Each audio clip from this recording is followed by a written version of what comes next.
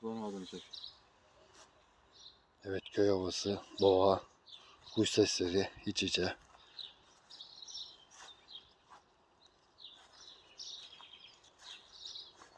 Bu da küçük mini bahçemiz.